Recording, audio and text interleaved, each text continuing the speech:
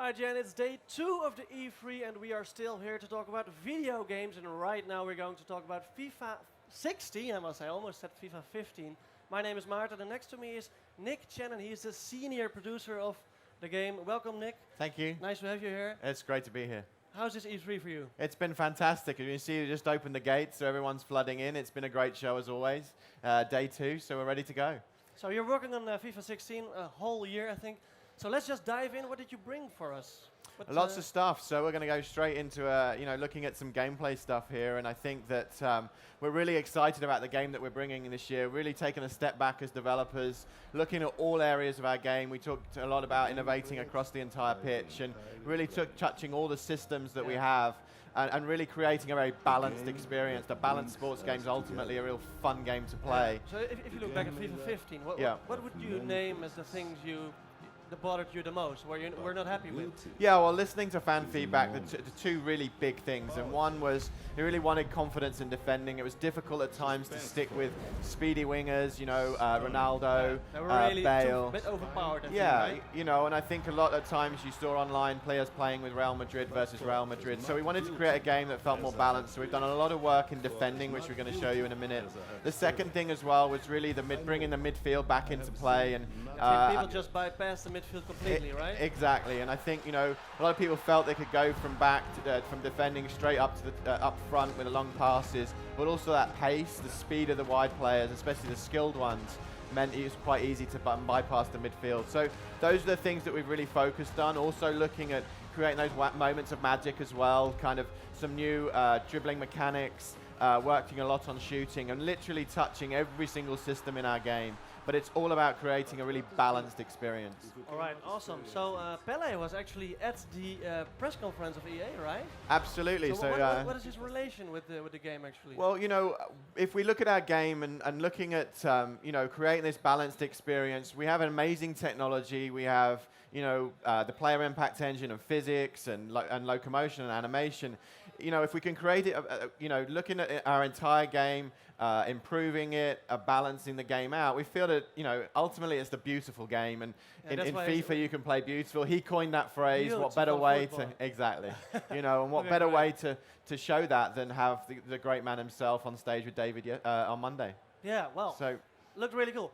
Okay, let's just dive in. I think you have a new feature. It's called Swift defending, no? Yeah, swing steps. So so we've done a lot of work around really focusing in on the agility and the responsiveness in the players, and this is just one example of many. So you see Neymar here, the defender. He's just keeping with Bale, and you can see just quickly and agile keeps changing in these swing steps to stay with Bale. And as we know, last year at times it was very difficult to stay with Bale as a defender. If we go into the next sequence here, we've obviously done a lot of work around the player movement itself and responsiveness, but we've also done a lot of work around the AI of the team themselves, the defensive playing as a unit. So you can see there that the possession was changed. There was a change in possession. What I want you to look at is the bottom of the screen. Look at the left back. Yeah. Sorry, the right back. And he covers instantly, gets back in the play, and is able to cover that, nice through ball. Is this the AI, or is this? This is the AI actually tracking back for you, getting players back into position. Here's another example here. Previously in the game, we'd focused too much on man marking. Players would focus completely on man marking. If you look at the top of the screen here, you can see Rakitic. He's man marking. I think it's Ronaldo at the top there. Yeah, that's Ronaldo. Benzema gets the ball, and then you can see Bale makes a great run. So he moves away from Ronaldo because he's covered by PK, and he's able to actually cover that space. So what we're seeing is moving away from man marking to actually cover dangerous space. Really important, and it's sort of transforming the feel of the game. Another thing we just want to show here, I'll come in a little bit closer, is some work we've done around animations and actually some new context in the way that we're doing in defending. So you mentioned this to me earlier. I know you've played this. Yeah, I'm really happy about this. Focus on Marcelo here. We've completely redone all of the slide tackle animations. As he come in, Messi recognizes that he's coming. Marcelo actually commits to slide tackle. Messi then dinks over him. He's never going to reach it. You can now press the slide tackle button again, pop up, and you're Wow. back in the play, and he Yeah. uses body position to actually win back the ball. Yeah, this is totally new. I really like this. I actually played the game yesterday already, and Yeah. I used it a lot, and it works. It really So, helps that responsive feel. So what we're going to go now. Why did you guys do this? Is it because the old sliding tackle was just it was too? If you missed it, it was just game over. Exactly. I think, slide tackle could be powerful, but it could also just take you completely out of the play. And we wanted to get that responsiveness back, make him feel you had a second choice. You look at top players, they can get up pretty quickly. So we wanted to focus in on that. This is now where we're really focusing in on the midfield, and that's sort of what we call midfield matters again. So we've really completely reworked our interception logic. As the ball comes forward here, Benzema's about to get the ball, but you can see that PK actually gets tight, and he sees the opportunity to come in and intercept. So we're getting these really nice two-player interactions, and he steps in to challenge the ball. Here's another example of it here. The ball comes in, and it's Rakitic again here, actually. He comes in and sees that he can get to the ball and actually slides to do that. Cool. This is transforming the feeling of the game. It's meaning that you can't bypass the midfield anymore. You have to build up play through the midfield, think about different ways to attack. It's creating much more variation, meaning that you can look and play with different teams, within the game. But I talked about balance right off the top, and this is a way that you can counter the interceptions. You can now do a quick pass, a hard pass anywhere on the pitch. Right? Yeah, it's right bumper and pass, or R1 and pass. Yeah. And you can see here, this is a much quicker pass. Neymar here hasn't got a chance. You can see that Mascherano's trying to do what PK did, but because the ball's played more quickly, he doesn't have that opportunity. Does this also mean it's hard to control the ball as an attacker? That's a great point, and absolutely, depending on where you're using this, how you're using this, the skill of the player that's receiving the ball, it might mean he takes a little heavier touch, absolutely. Right. Again, it's about maintaining that balance. So what we're going to show you here is a new dribbling mechanic. This is what we call no-touch dribbling.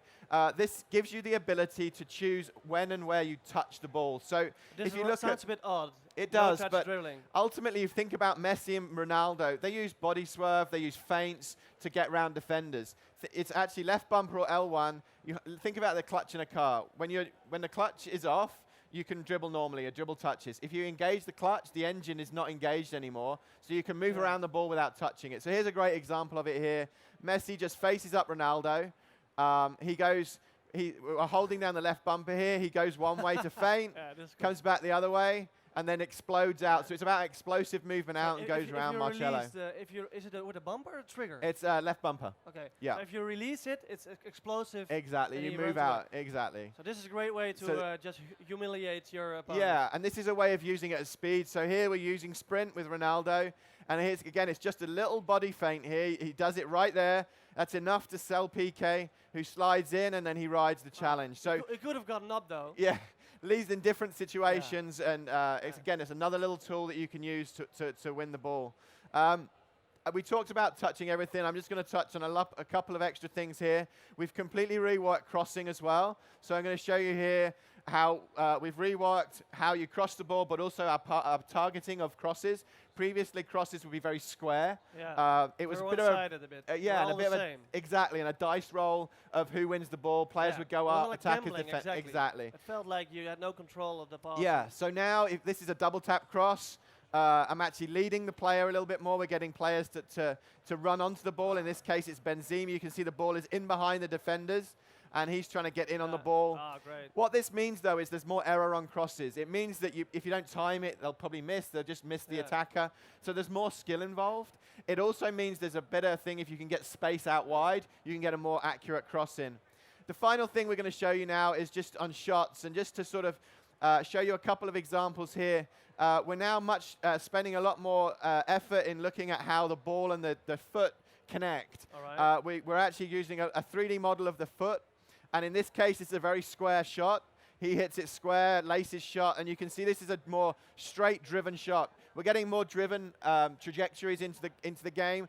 Feel that we wanted shooting to feel a little bit more rewarding. So this is more of a driven straight shot. Okay. If I show you another example here, this is Kroos. He comes around and he gets his foot around the ball a little bit more. And this is actually a curling shot. It feels a bit more finesse. This is actually a finesse shot? No, this is a normal laces shot again, but it's sort of in-swinging shot, which is nice. And then the opposite here, Benzema cuts across the ball, and it spins away. So really trying to, we've got great ball physics. If we can, more realistically look at how the foot connects to the ball, we can get much more emergent behavior. Last year you totally redid the goalkeepers. Yes. There were some troubles with it, I think. They were pedaling backwards, so it was a bit... Yeah. Well, that was a trouble with long shots. Yeah. How did you guys? So just to sort of, we understand there were some issues. There was some times when goals went in, and it didn't feel great. We've put just as much effort this year as last year into the goalkeepers. We're looking at making sure that balance between the shooter and the goalkeeper feels right, dealing with some of the issues that we had. But really, we have an amazing technology base with the goalkeepers, with the changes that we made, and really helping to develop and enhance that this year. So lots of investment in goalkeepers again. And lots of balancing as well with the play. Absolutely. Another big feature is the women's teams. Yeah. We're actually the first time in FIFA history we get to play with the ladies. Yeah, so I think we're seeing the video here right now, and this for us as a team, we've been working on this for a while and on quite a few years, and we're incredibly proud to be able to bring women into our game. We want to be the most authentic football game there is, and we feel women need to be part of that. But when we bring women to our game, we wanted to make sure we did it right. Yeah. So we did a prototype. What was the big challenge for that? So we did a prototype about 3 years ago, and we realized that our body scaling, the way we did body types, just wasn't good enough. So we did a lot of work in that technology. We did a very linear scaling. Now we're scaling by body, shoulders, hips. It's created much more unique body types, which actually enhances the man's game as well. We can do tall, skinny players. Peter Crouch, Akafemwa, obviously he's a FUT legend. We can do those kind of body types now in a more authentic way. We did facial scanning, lots of new animations. We also did hair simulation. So we wanted to bring all these elements in when we brought women to our game, and we've been able to do that. So there's like 12 teams right now. 12 international teams, so absolutely. Are there coming more international teams? Are there going to be club teams? Well, we've started with 12, and obviously we're very excited to do that. We'll see how people react, and we'll look and see what we want to do in the future. But right now it's 12 international teams. So I also saw we saw Messi, right? And we had this, he had the tattoo sleeve. Yeah. That's a new thing in FIFA as well, right? It is. So obviously we've never had tattoos on the arms before. It's just Messi right now. Why is it just Messi? Why? Well, it's just, technically, it was something we needed to change the way we made up the different body types, again, and we're just focusing on that one right now, and we'll see what happens in the future. Because there's a lot of players with tattoos. Absolutely. So we talked about women's football, we talked about the midfield, shooting, goalkeepers. What else is there completely new? I think it's the trainer, right? The hints and tips during the game. Yeah, so we wanted to create, we obviously have a lot of new players coming in, but also for our core players as well. You get a lot more out of a game when you understand it, when you understand how to play. And I think people don't want to go through a mode. They don't want to go through training, as it were, to learn the game. They want to learn the game whilst playing it. So the inspiration for us is, the best way to learn a game is with a friend sitting next to you. It's, press this button. So we created this overlay system where you play the game. If you're out wide, it says cross. If you're in on goal, shoot. But the key is as well, it kind of updates with you. So if you complete a number of passes, it'll then show you through balls. But it'll also start to show you more of the complex controls, double, triple tap crosses. So what we're finding is, how do you choose? I mean, this game is getting pretty complicated. I mean, purpose passing. I always use the left bumper as well to just get to start a 1-2 combination. Yeah, absolutely. So how do you choose what to tell the player, the new player, obviously? It's a great question. We're looking, basically it'll automatically kind of level up with you. Or for our more experienced players, you can set it to level 5, 6, or 7 and actually have it at that higher level straight away and learn some of the more advanced moves. And again, we're finding everyone learns something, which helps enhance their experience. And that's what it's all about. The more you know about the game, the more you get out of it. All right. Well, thank you very much for being here. So good luck with the game. Thank you very much. Thank you guys for watching. We'll be right back with another awesome game, so stay tuned here at IGN. Thanks for watching.